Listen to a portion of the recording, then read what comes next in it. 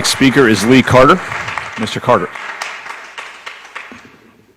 Thank you, Mr. Chairman, members of the board, Dr. Waltz, members of the staff, and those residents that are still here at 1:45. My name is Lee Carter. I'm a candidate for the Virginia House of Delegates. My address is on file.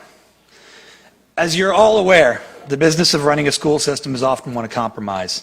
Too often, the cost of a program has to be weighed against the number of students that it will help, or any potential financial benefit that it can return to the school. The issue that brings me before you today, however, is a much simpler matter of just doing what is right. The proposed update to the non-discrimination policy should not be a costly measure.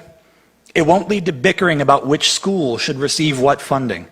It will simply ensure that our students and teachers are not discriminated against or harassed on the basis of their perceived or actual sexual orientation and gender identity. Nothing more, nothing less. So I'm here today to speak about the cost of inaction on this matter. When a student feels unsafe in the classroom based on who they are, that student is set up for failure.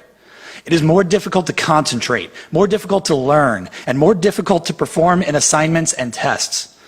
It can be demotivating, and it can rob that student of future opportunities extending long after he or she graduates from our schools.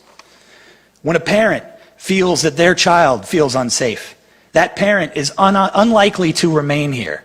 They begin to look for other school systems, other places to live, and other places to work. It can chase that family out of Prince William County, robbing our community of valued members and our businesses of valuable employees. When a business loses employees because their children feel unsafe, they are less likely to expand into our area. They begin to look for locations other than Prince William County, robbing our residents of jobs and opportunity to make the best use of their talents here at home. And last but not least, when a teacher feels unsafe in the classroom, they look to other school systems for employment, or even worse, leave the profession of teaching altogether.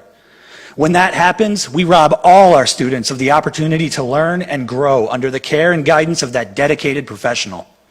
Members of the board, I urge you to update not just Policy 60, but Policy 501, Policy 512, and Policy 738 to include the right of all employees and students to be free from discrimination based on sexual orientation and gender identity. Because it's time to stop robbing our students and teachers of their dignity and safety based on who they are, and it's time to start treating them as whole people deserving of our respect. Thank you. Thank you.